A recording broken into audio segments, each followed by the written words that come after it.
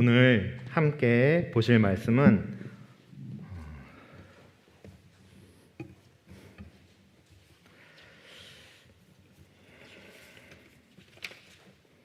마태복음 9장 10절 말씀입니다.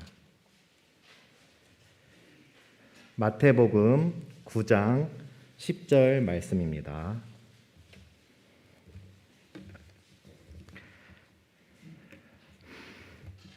다 찾으신 줄 알고 제가 봉독하겠습니다.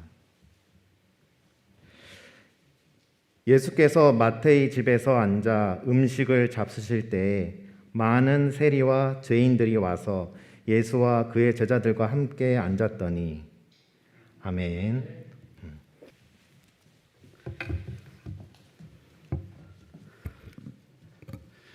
네, 할렐루야. 네, 만나서 반갑습니다. 저는 허준영 권사님, 이행순 권사님의 아들인 허일성 선교사라고 합니다. 이렇게 만나 뵙게 돼서 반갑고요. 너무 초대해 주셔서 너무 감사합니다. 특별히 빌립선교회에서 이렇게 헌신 예배 초대해 주심에 감사드립니다.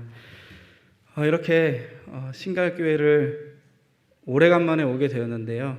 1년 만에 오게 됐는데 저희 신갈교회를 생각하면 늘 고향에 온 것 같은 그런 마음이 듭니다. 어릴 적 교회에서 뛰놀던 기억이 나고요. 또 이 성전이 지어졌을 때 아버지께서 장의자를 하나 하나님께 드렸다고 자랑하시던 모습도 생각나고 제 아버지가 자랑 안 하시나요? 네, 그렇게 자랑했던 모습도 생각나고 또 여름 성경학교 기억도 떠오르고 성탄절 때 이 앞에서 성경 말씀을 외웠던 그 기억도 떠오릅니다. 또 저기 뒤에서 미디어부로 봉사하고 있는 청년들이 있는데 어렸을 때 이렇게 봉사했던 기억도 떠오르고 잠시였지만 교사로서 봉사했던 기억들도 떠오릅니다. 이렇게 많은 추억들이 떠오르는데 특별히 이렇게 이제 목사 안수도 받고 선교사가 되어 강대상에 오르게 되니 더욱 떨리는 것 같습니다. 여러 교회 다녀보고 여러 교회에서 설교도 했지만 오늘이 가장 떨리는 것 같아요. 기도 많이 해주시고 응원 많이 해주시기 바랍니다. 네, 이렇게 그럼에도 불구하고 이렇게 가까이서 얼굴 뵙고 인사드리게 되니 정말 반갑고 감사합니다. 저희 가정은 지난 4월에 출국해서 1년 정도 태국에 거주했습니다. 지난 4년 동안 하나님의 은혜와 성도님들의 중보기도 덕분에 저희 가정이 태국 현지에서 선교지에서 무사히 잘 지낼 수 있었습니다. 그동안 저희 가정과 태국 선교를 위해서 소중한 기도로 함께해 주신 성도님들께 진심으로 감사드립니다. 동영상 하나 보여주실 수 있을까요?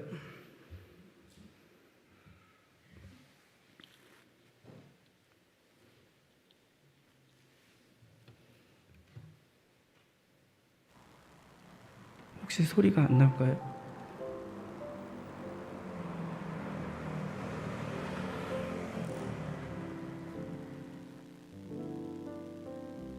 지금 태국은 하루 약 2만 명의 코로나 확진자가 나오고 있습니다.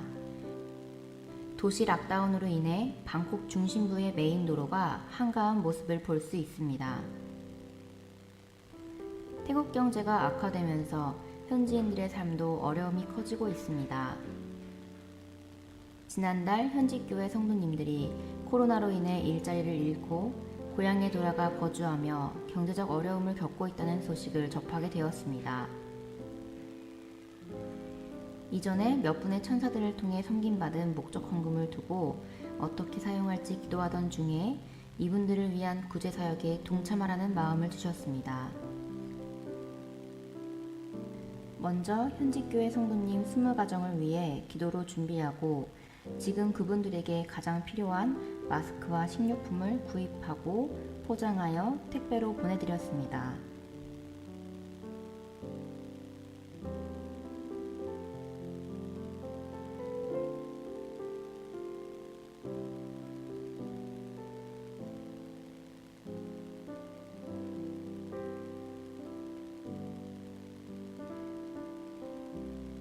풍족하게 준비해드리지 못했음에도 받으신 성도님들께서 기뻐해 주셔서 참 감사했습니다. 선물 안에 담긴 주님의 마음이, 한국 성도님들의 사랑이 그분들에게 큰 위로가 되었으리라 생각합니다.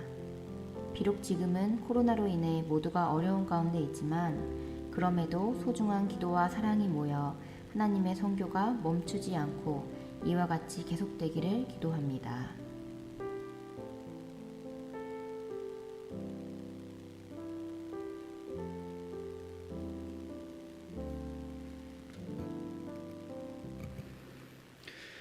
네, 저희가 초기 정착 선교사로서 많은 사역은 할 수 없었지만 하나님께서 허락하셔서 이렇게 귀한 나눔 사역을 할 수 있었습니다. 앞으로 더 하나님께 쓰임 받을 수 있도록 기도 부탁드립니다. 제가 태국 선교지로 결정하게 된 이유를 간략하게 말씀드리면, 대학생 시절에 예수전도단에서 활동하고 훈련받던 시절에 태국과 여러 동남아시아 지역을 선교 여행으로 다녀오면서 동남아시아 선교, 특별히 태국 선교에 대한 관심을 갖게 되었습니다. 제가 신학대학교를 나온 게 아니라 일반 공대를 나왔기 때문에 당연히 취업해서 여러분과 같이 성도로서 선교사님들을 지원하고 또 기도로 협력하는 것을 생각하고 있었는데, 취업을 준비하던 시절 예수전도단 간사 생활을 하면서 기도하던 중 취업을 앞두고 젊음을 하나님께 드리라는 마음을 주셔서 이렇게 선교사로 헌신하게 되었고 선교사로 준비하게 되었습니다. 선교사로 준비하고 훈련받으면서 선교의 뜻을 갖고 있는 지금의 아내를 만나게 되었고 가정을 이루고 2딸을 갖게 되었습니다. 그리고 지금의 파송교회를 만나 6년간 사역하고 섬긴 후 태국으로 파송받을 수 있었습니다. 저희 가정은 2021년 4월 11일에 태국으로 출국해서 본격적으로 태국 선교사로서 사명을 감당했는데요. 지나온 1년을 살펴보면 시간이 참 빠르게 흘러갔다는 것을 느낍니다. 그때를 기억해보면 파송되기 직전에는 태국 코로나 상황이 한국보다 좋아서 당연히 잘 정착하겠거니 생각했습니다. 쉽게 정착하고 쉽게 사역을 할 수 있겠거니 생각을 했는데, 이 생각은 교만한 생각이었고 오만한 생각이었다는 것을 깨닫게 됐습니다. 저희가 입국한 지 한 달 만에 코로나 확진자가 급격하게 증가하기 시작하더니 결국에 락다운이 시작되었습니다. 여러분들도 잘 아시다시피 한 5개월 정도 긴 락다운 시간을 보내면서 이 시간이 제겐 심적으로 가장 어려웠던 시간이었던 것 같습니다. 사실 이 어려웠던 시절의 태국 선교를 준비하던 시기에도 제게 어려움이 있었는데요. 코로나로 인해서 모든 항공편이 막히고 재정적인 손해도 보면서 지금 내가 가는 이 길이 하나님께서 원하시는 길이 아닌가? 혹시 나의 뜻이었나? 나의 힘과 나의 능이었나? 이런 생각이 들었습니다. 이런저런 생각에 낙심되었을 때에 하나님께서 태국 선교사로 더욱더 기도로 준비해라 라는 마음을 주시면서 더욱더 기도로 준비하게 되었는데요. 그런데 막상 태국 현지에 들어와서 이런 어려움을 갖게 되니 여전히 어렵더라고요. 기도로 준비했으니까 당연히 쉽겠거니, 당연히 잘 인내하겠거니 생각했는데 막상 어려움이 다시 닥치니까 낙심되고 어려운 마음이 제 안에 들게 되었습니다. 락다운이 시행되기 전에는 태국 그 주민들하고 인사도 잘하고 배운 그 단어로 잘 못하지만 배운 단어로 이야기도 하고 대화도 나누었는데, 코로나의 급격한 확산으로 서로 마주치는 것도 부담스러워지고 피하는 상황이 지속되었습니다. 특히 한창 뛰놀고 친구들과 어울려 지내야 했던 저의 자녀들이 집에만 갇혀 있어야 했고, 또 저희 부부는 오전에는 제가 공부하고 오후에는 아내가 공부하면서 서로 오전 오후 아이들을 번갈아 가며 보육하며 언어 훈련도 진행해야 했습니다. 이때를 돌이켜보면 아이들에게 참 미안합니다. 저희 부부에게는 이런 생각이 있었는데요. 빨리 언어 훈련을 마쳐서 사역을 빨리 시작해야지. 이러한 강박관념이 저희 안에 있었습니다. 그래서 언어 훈련을 하는 시간 중에 아이들이 떠들 때 혼을 내고 엄하게 대했던 그런 시간들이 참 많이 있었습니다. 돌이켜보면 천천히 해도 되는데, 조금 천천히 해도 되는데 아이들을 많이 희생시켰던 것 같습니다. 오후에는 이렇게 집안에서 생활하면서 공부하고 언어 훈련하고 아이들을 돌보며 시간을 보내고, 해질녘 오후쯤에는 옥상으로 올라가 아이들과 뛰어놀며 시간을 보냈습니다. 코로나로 인해서 밖으로 나갈 수 없었고 오직 저희들이 갈 수 있는 곳은 옥상밖에 없었습니다.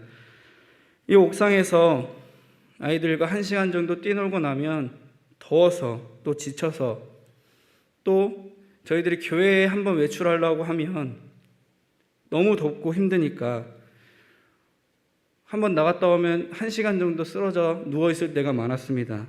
또 태국이 방콕에 있긴 하지만, 수도이긴 하지만 인도 상황이 정말 좋지가 않습니다. 길이 안 좋아서 유모차가 한 달 만에 고장나기도 했고, 또 첫째는 더워서 걷기 싫다고 떼를 부리기도 하고, 그러한 시간들이 저희들에게 있었습니다.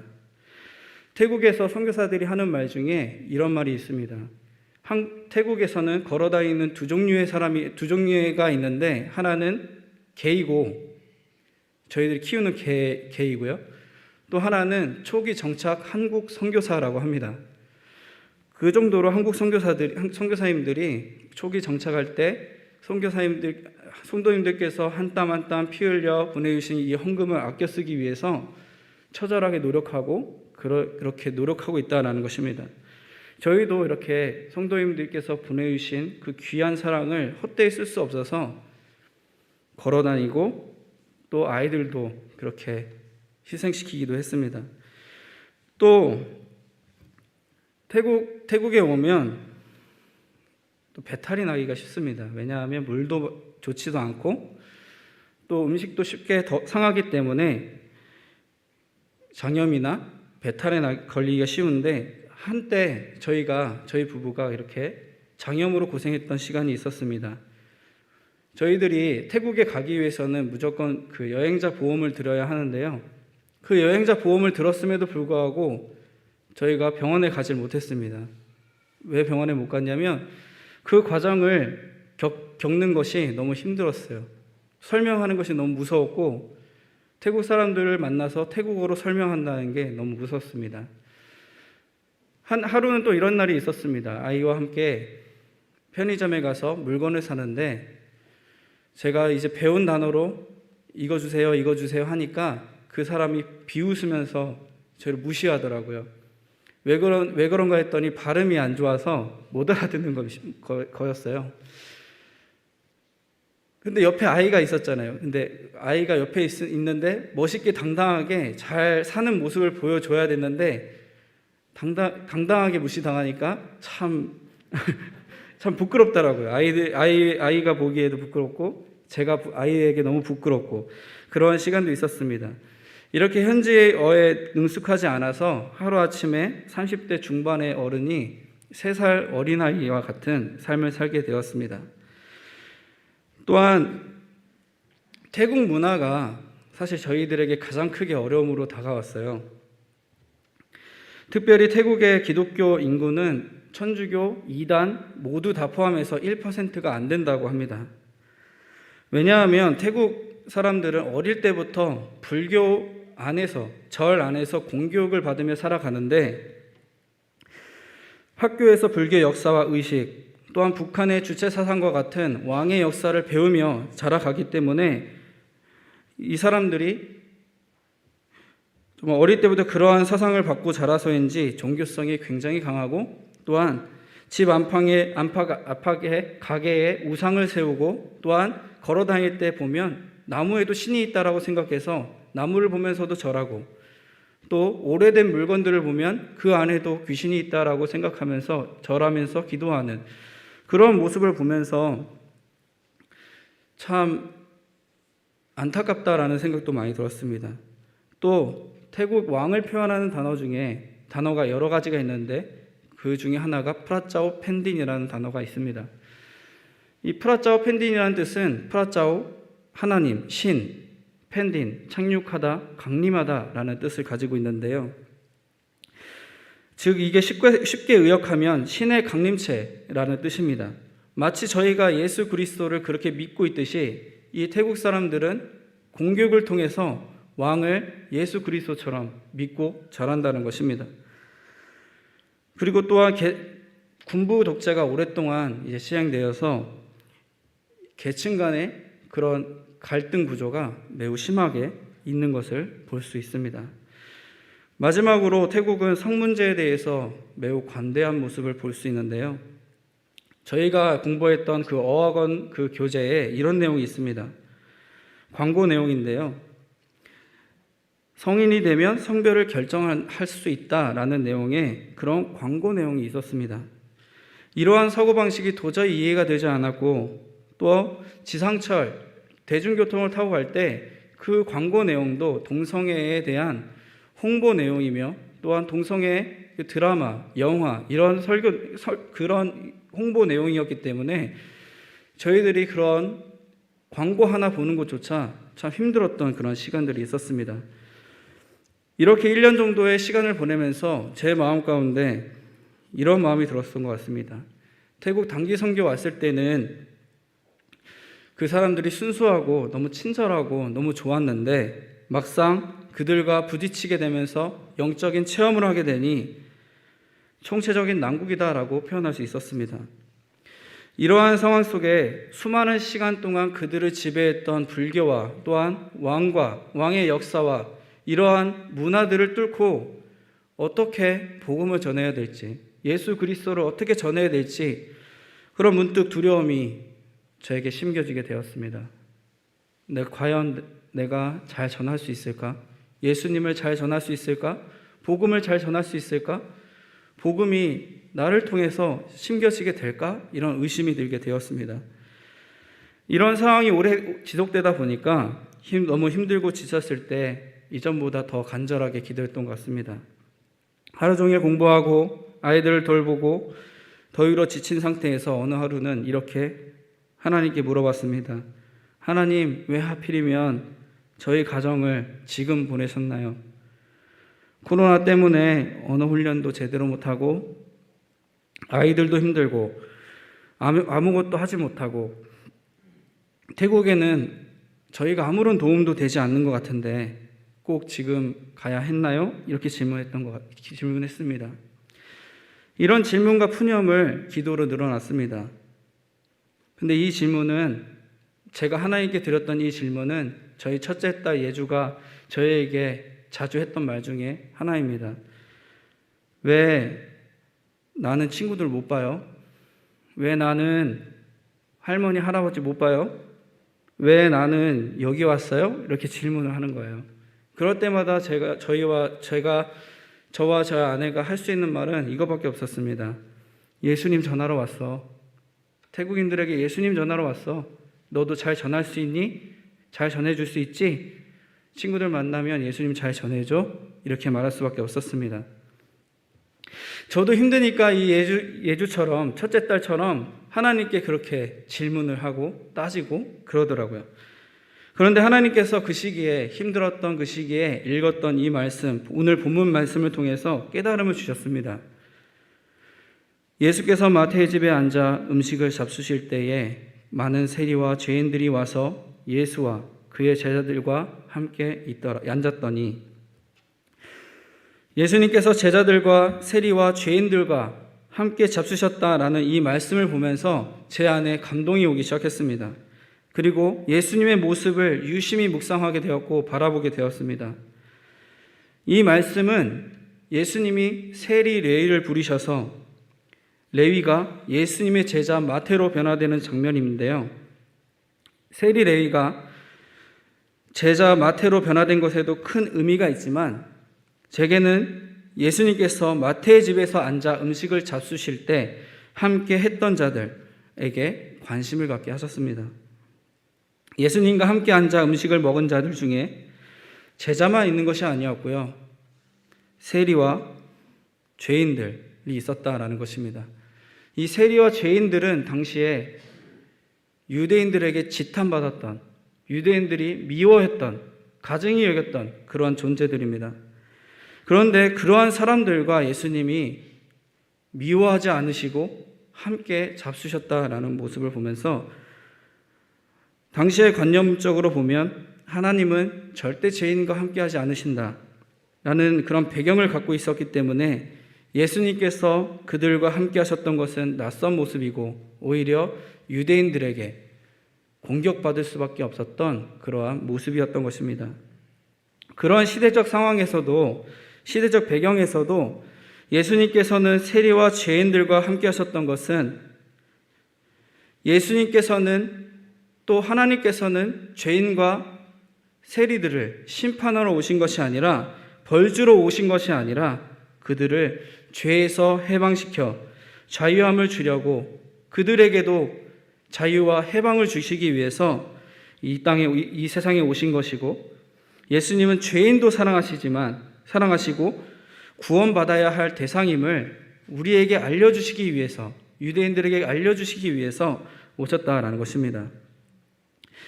우리가 아직 죄인 되었을 때에 그리스도께서 우리를 위하여 죽으심으로 하나님께서 우리에 대한 자기의 사랑을 확증하셨느니라. 로마서 5장 8절 말씀처럼 우리가 아직 죄인 되었을 때, 또 제가 아직 죄인 되었을 때 이 말씀을, 이때의 마음을 다시금 생각나게 하셨습니다. 하나님은 죄인이었던 저를, 아직 죄인 되었을 때에 저를 사랑하셔서 제 마음에 예수님을 보내주시고 또한 죄인인 저의 대신 십자가에 죽으심으로, 십자가에 달리심으로 저의 죄를 씻어주신 그 하나님의 사랑을 다시금 생각나게 하셨습니다. 그리고 이런 마음을 저에게 다시 주셨어요. 일성아, 그래도 한국은 코로나로 힘들어하는 시기에도 기도하는 사람이 있잖니. 그런데 너도 잘 알다시피 태국은 나를 향해 기도하는 자가 별로 없단다. 내가 너와 한국 사람을 사랑하는 것 같이 태국 사람도 똑같이 사랑한단다. 태국에 함께할 사람, 태국인들을 위해서 기도할 사람이 필요한데 그게 너와 너의 가정이 되었으면 좋겠다라는 마음을 저에게 주셨습니다. 하나님께서 저희 가정에게 원하시는 것은 힘든 상황 가운데서도 그들과 함께하는 사람으로, 그 함께 고통을 짊어지는 자로 저희를 부르셨다는 것을 깨닫게 하셨습니다. 예수님께서 제자들과 함께 하셨고 또한 세리와 죄인들과 함께 하셨던 것처럼 예수님을 믿고 섬기는 제가 그렇게 기도하며 그들과 함께 고통을 짊어지는 자로 있기를 원하시는 하나님의 마음을 깨닫게 되었습니다. 한국에 계신 성도님들께서도 한국에 계시면서 코로나로 인해서 동일하게 참 힘들고 고통스러운 시간을 보내셨을 것입니다. 그 힘든 순간에서도 우리와 함께 하시고 또한 여러분과 함께 하셨고 이 힘든 상황도 이길 수 있게 믿음 주시고 힘을 주신 것을 믿으시길 소망합니다. 그리고 주님께서 여러분에게 믿음을 주시고 또 함께 하신 이유는 저에겐 태국 사람들과 함께하며 주님의 사랑을 전하는 자로 세우셨다면 여러분들은 하나님의 사람으로서 세상 영혼들과 함께하며 여러분의 직장에서 직장 동료들과 함께하며 주님의 사랑을 전하는 자로 세우기 위함임을 믿으시기를 소망합니다. 그리고 특별히 태국으로 파송된 저희 가정을 여러분과 만나게 하신 것도 여러분들이 기도로서 태국 사람들과 함께 하시기를 원하는 하나님의 뜻임을 믿고 태국과 또한 세계 선교를 위해서 기도로 동참해 주시기를 소망합니다. 여전히 우리의 삶은 변하지도 않았고요. 힘든 상황은 여전합니다. 그러나 우리에겐 세상과 다른 것이 있다라면 우리 안에는 예수님이 함께 하신다라는 것입니다. 또한 그 예수님이, 그 하나님이 나를 사랑하신다라는 것입니다. 이 사실을 믿으시고 용기를 얻고 나아가시는 저와 여러분들이 되시길 소망합니다. 3월 초에 저희가 한국에 입국해서 이제 격리를 마치고요. 지금까지 많은 목사님을 뵀는데 30년 목회하신 한 선배 목사님께서 저희 부부에게 이렇게 물으셨습니다. 목회 자체도 힘든데 왜 더 힘든 길을 가냐고 이렇게 질문하셨어요. 선배로서 안타깝고 사랑하는 마음으로 저희 부부에게 질문하셨던 것 같습니다.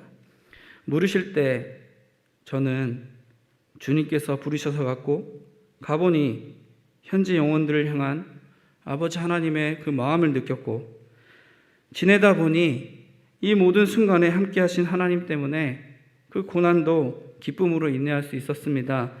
라고 담대하게 말할 수 있었습니다. 이런 고백을 할 수 있게 하신 하나님께 감사드립니다. 마찬가지로 성도님들께서도 이 땅에서 하나님의 자녀로 살아가실 때 모든 순간에 함께 하신 그 하나님의 사랑으로 모든 고난을 능히 이겨낼 수 있게 되시기를 간절히 소망합니다. 내가 아프고 가난하고 바닥까지 곤두박질 칠 때라도 함께 하시는 그 아버지 하나님의 사랑, 내 죄가 주홍같이 붉을지라도 십자가의 보혈로 나를 희게 하신 그 은혜를 매일매일 새롭게 누리며 나아가시는 저와 여러분들이 되시길 소망합니다.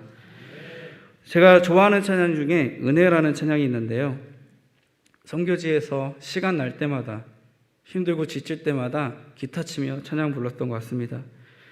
내가 누려왔던 모든 순간이, 내가 지나왔던 모든 시간이, 내가 걸어왔던 모든 순간이 당연한 것 아니라 은혜였소. 이 찬양의 고백처럼 나중을 돌이켜보면 우리가 지나왔던 이 모든 순간들이 하나님의 은혜였고 감사의 제목이었음을 고백하게 될 것입니다. 지금 힘들고 어렵고 지칠지라도 끝까지 인내하시고 하나님 의지하시는 저와 여러분들이 되시기를 간절히 소망합니다. 이제 저희 가정은요, 이제 4월 27일에 다시 태국으로 돌아가게 됩니다. 이제 한국에서 모든 일정을 마무리하고 돌아가게 됐는데요. 이제 입국하고 이틀 뒤에 바로 이사도 해야 되고 또 5월부터는 아이들이 현지 학교에 입학하게 됩니다.